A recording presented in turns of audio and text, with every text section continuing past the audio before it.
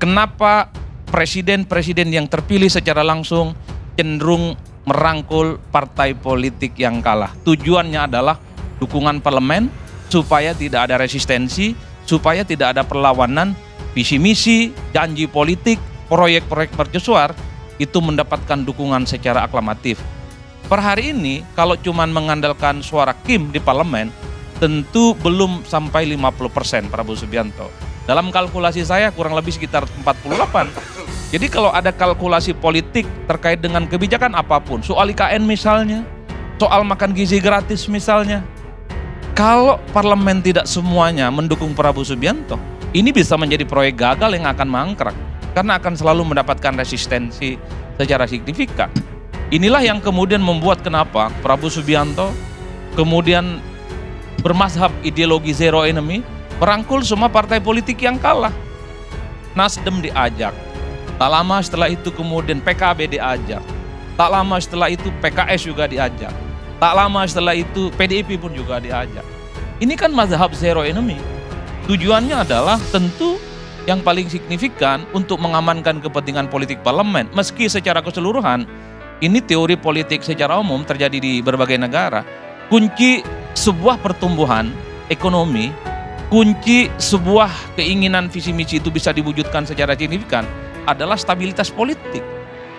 Jadi latar belakang Pak Prabowo yang prajurit dan tentara tentu adalah argumen-argumen stabilitas ini yang kemudian bisa dijadikan sebagai guidance bagaimana semua visi misi, janji politik dan keinginannya selama menjadi presiden di masa yang akan datang itu semuanya tegak lurus, sami'na wa ata'na, dan tidak ada protes apapun.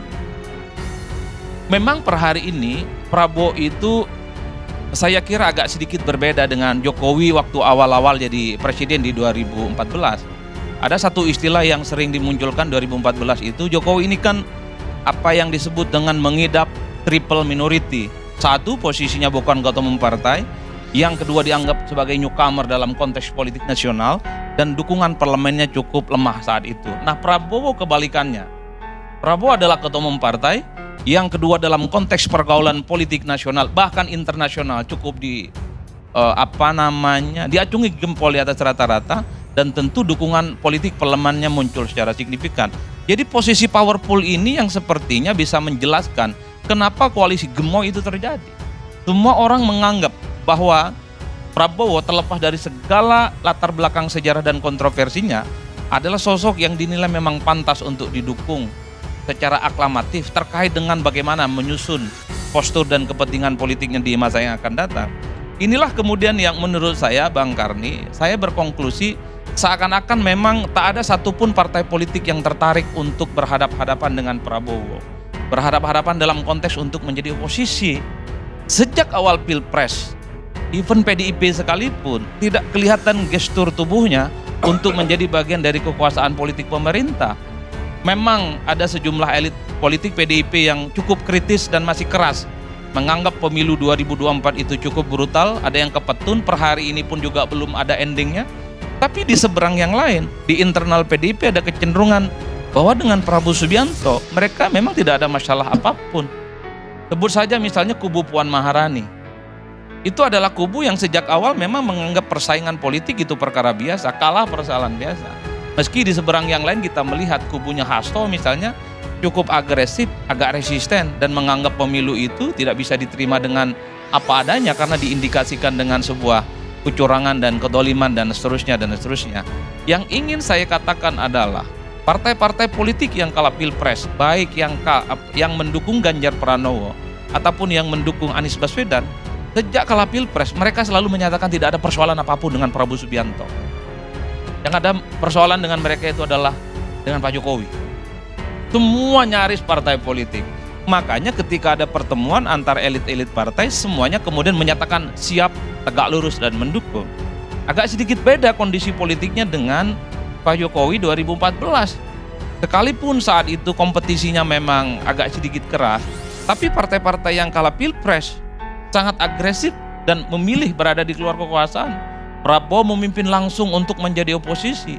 Jadi partai-partai pendukungnya itu terkesan lebih ingin pro kepada Prabowo sekalipun kalah Pilpres dan tidak cenderung ingin bergabung dengan Jokowi.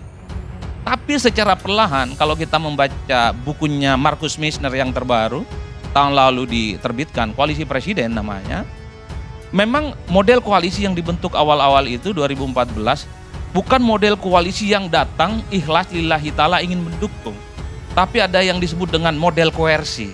Rata-rata partai saat itu memberikan dukungan politik kepada Jokowi, saat itu Jokowi dengan PDIP masih solid, itu karena ada pembelahan secara ekstrim, Bang. P3 terbelah, Golkar terbelah, dan seterusnya dan seterusnya. Jadi model-model akomodasi semacam ini agak sedikit berbeda dengan kondisi hari ini, di mana partai seperti Bang Nasir ini, PKS, PKB, kemudian PDIP, termasuk juga misalnya Nasdem, itu sejak awal sekalipun kalah pilpres, mereka ingin berkomunikasi dan menyatakan dukungan kepada Prabowo. Jadi hal-hal yang semacam ini menurut saya bisa menjelaskan sebagai argumen awal kenapa koalisi mayoritas dengan posisi Prabowo yang cukup powerful, menjelaskan kenapa kabinet per hari ini yang datang ke Kartanagara sehari dua hari itu lebih dari 100 orang. Karena ingin merangkul semua orang, ingin memberikan semua kesempatan kepada partai-partai yang kalah sekalipun untuk berkontribusi membuat pembangunan Indonesia di masa yang akan depan.